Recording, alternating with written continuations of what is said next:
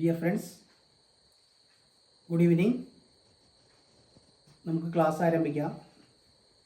Learn English grammar വിത്ത് മാധവ് മാഷ്. കഴിഞ്ഞ ക്ലാസ്സിലെ ഞാൻ നിങ്ങളോട് പറഞ്ഞത് ഇമ്പരേറ്റീവ് സെൻസിനെ പാസീവ് ആക്കാനാണ്.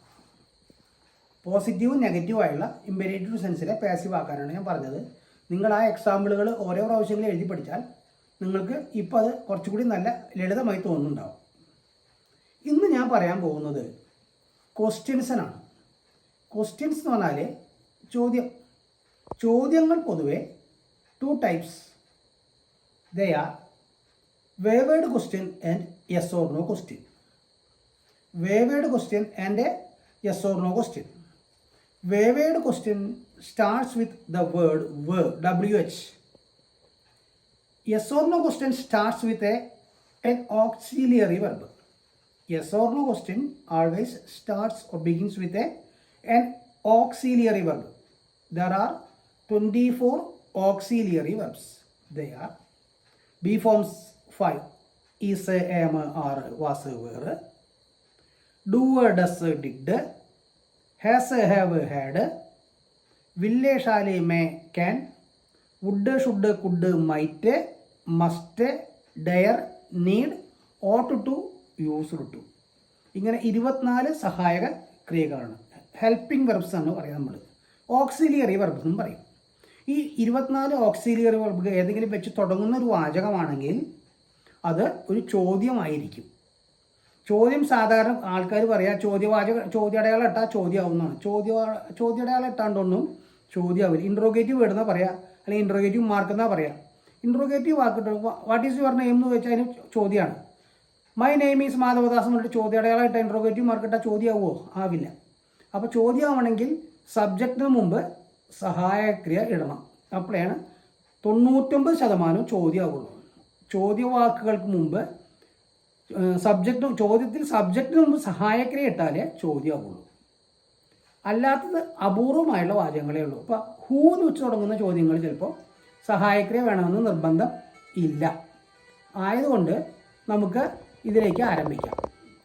വേവേഡ് ക്വസ്റ്റ്യൻ സാധാരണ വേറെ, വെന്ന്, വിച്ച്, വാട്ട്, ഹൂവ്, ഊസ്, ഹുമ്മ്, ഹൗ ഇത്രയും വാക്കുകളാണ് വേവേഡ്. ഇപ്പോൾ WH തുടങ്ങുന്നു എന്നുള്ളത് ഹൗവും വേവേഡിൽ പെടുത്താറുണ്ട്. അപ്പോൾ വേറെ, വെന്ന്, വിച്ച്, വാട്ട്, ഹൂവ്, ഹൂസ്, ഹുമ്മ്, ഹൗ ഇവയാണ് വേവേഡ് ക്വസ്റ്റ്യൻസ്. വേവേഡ് ക്വസ്റ്റ്യൻ ഉണ്ട്, യെസ് ഓർ നോ ക്വസ്റ്റ്യൻ ഉണ്ട്. യെസ് ഓർ നോ ക്വസ്റ്റ്യൻ പൊതുവെ സഹായക്രിയകൾ വെച്ചാണ് തുടങ്ങാറുള്ളത്.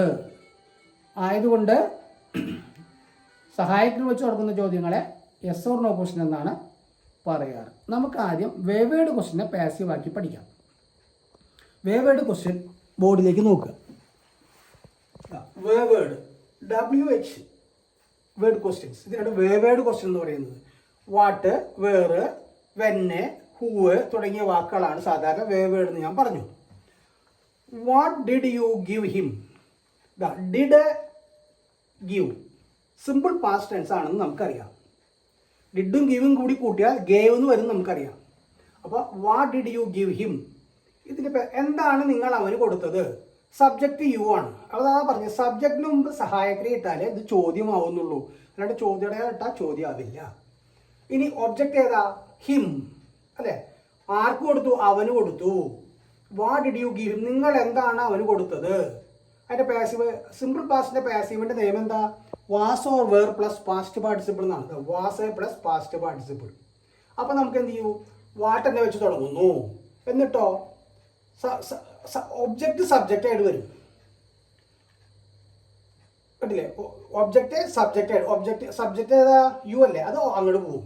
സബ്ജക്റ്റ് ഏതാ? ഒബ്ജക്റ്റ് ഏതാ? ഹിം അല്ലേ? ആർക്കാ കൊടുത്ത? ആരെ, ആർക്ക്, എന്ത്, എന്തിനെന്ന് പറയുന്നതാണ് ഒബ്ജക്റ്റ്. അപ്പോൾ ഒബ്ജക്റ്റ് ഇട്ട് വരും. What was given to him by you എന്നോ. വാട്ട് വാസ് ഗിവൺ ഹിം എന്ന് പറയാം. ഗിവ് വരുമ്പോൾ ടു ഹിം എന്ന് വെക്കേണ്ടി വരും. What was given to him by you. ഇതാണ് ഇതിൻ്റെ പാസീവ്. അടുത്തത് where do you send? Do send. Where do you send your send? എവിടേക്കാണ് നിങ്ങൾ നിങ്ങളുടെ മകനെ പറഞ്ഞയക്കുന്നത്? അതിൻ്റെ പാസീവ് ഡു സെൻഡ് എന്നുള്ളത് സിമ്പിൾ പ്രസന്റ് ആണ്. സിമ്പിൾ പ്രസന്റിന്റെ പാസീവ് എന്താ? Is or am or are plus V3 അല്ലെങ്കിൽ പാസ്റ്റ് പാർട്ടിസിപ്പിൾ ആണ്. അപ്പോൾ വേർന്നുള്ള ഇതൊക്കെ വേവേഡ് എപ്പോഴും അതേ വാക്ക് തന്നെ വെച്ച് തുടങ്ങുക പാസീവ് ആക്കുമ്പോൾ. പിന്നെ എന്ത് ചെയ്യുക, നമ്മൾ ഒബ്ജക്റ്റിന് ഇങ്ങോട്ട് കൊണ്ടുവരണം. ഒബ്ജക്റ്റിന് ഇങ്ങോട്ട് സബ്ജക്റ്റ് സ്ഥലത്തേക്ക് കൊണ്ടുവരുമ്പോൾ അതിന് മുമ്പ് സഹായക്രിയ ഇട്ടാലേ ഇത് ചോദ്യമാവുള്ളൂ. Where your son is send എന്ന് പറഞ്ഞാൽ ശരിയാവില്ല. Where is your son send, ആരാൽ, ബൈ യു. അപ്പൊ where is your son send എന്ന് അടയാളം മതി. ബൈ ഇവിടെ ഇതിനൊന്നും പ്രാധാന്യമില്ല. ഇവിടെ ഇതിനെ ഏജന്റ് എന്ന് പറയും, ഇതിന് പ്രാധാന്യം ഇല്ല.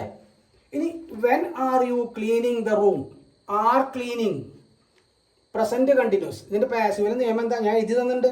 Is or am or are plus being plus V3 അല്ലെങ്കിൽ past participle.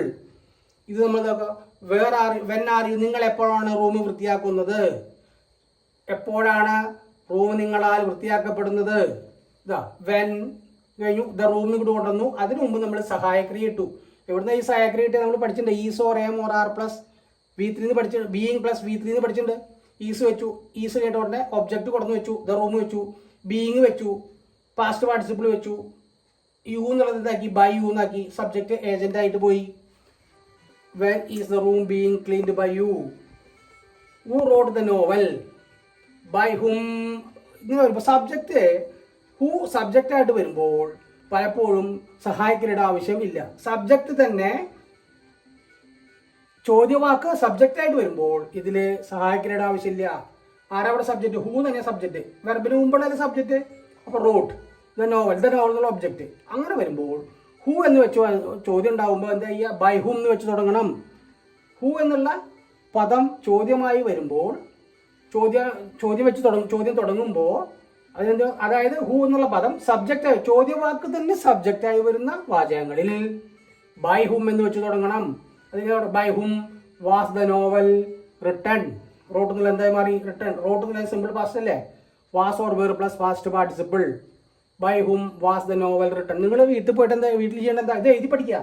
Who wrote the novel, ഇതിന്റെ പാസീവ്. By whom was the novel written. നിങ്ങൾ വേറെ എന്ത്, who broke the glass. Who broke the glass ഒരു എക്സാമ്പിൾ എഴുതുക എന്നിട്ടോ by whom was the glass broken എന്ന് എഴുതുക. ഇങ്ങനെ എക്സാമ്പിൾ എഴുതി പഠിക്കുക. ഇനി who makes the picture, make simple present അല്ലേ, simple present. By whom, who എന്ന് വയ്ക്കാൻ കാരണം by whom is the picture made.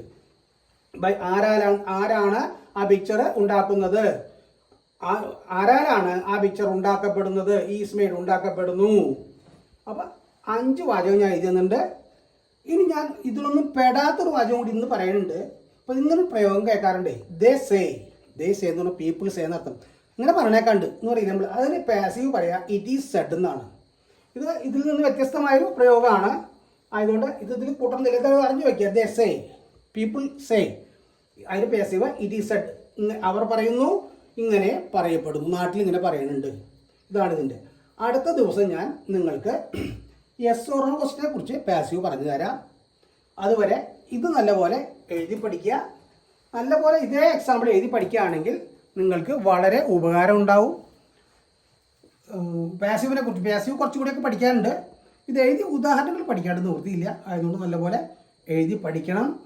നാളെ നമുക്ക് ഇതുകൂടി ചെയ്യാം. അപ്പോൾ ഞാൻ പറഞ്ഞു, ഇന്ന് വേവേഡ് ക്വസ്റ്റ്യനാണ് പറഞ്ഞത്. Where, when, which, what, who, whose, whom, how. ഇതാണ് വേവേഡുകൾ. യെസ് ഓർ നോ ക്വസ്റ്റ്യൻ എന്ന് പറയുന്നത് സഹായകങ്ങൾ വെച്ച് തുടങ്ങുന്ന ചോദ്യങ്ങളാണ്.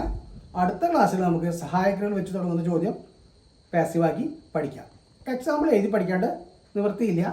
എക്സാമ്പിളുകൾ കൂടുതൽ തന്നാൽ തന്നെ നിങ്ങൾ എഴുതുന്നില്ല എന്ന് ഞാൻ മനസ്സിലായത്. നിങ്ങൾ എക്സാമ്പിൾ എഴുതി പഠിക്കണം. അങ്ങനെ പറഞ്ഞാലേ ഇത് മനസ്സിലാവുകയുള്ളൂ. ബോർഡിൽ നല്ലപോലെ ക്ലിയർ ആയിട്ട് നോക്കി വീട്ടിൽ ചെന്നിരുന്ന് വായിക്കുക, നല്ലപോലെ പഠിക്കുക. വീട്ടമ്മമാരെ പ്രത്യേകം ശ്രദ്ധിക്കുക. അവർക്ക് ഇത് വാചകങ്ങൾ വെച്ച് കുട്ടികൾക്ക് പറഞ്ഞു കൊടുക്കാം. ഇതേ വാചകങ്ങൾ വെച്ച് നിങ്ങൾക്ക് വേറെ എഴുതി ഉണ്ടാക്കാനും പറ്റും. അങ്ങനെ ചെയ്താൽ വളരെ ഉപകാരമാവും. നിങ്ങൾ ഈ ക്ലാസ് കേട്ട നിങ്ങൾക്ക് എല്ലാവർക്കും നന്ദി.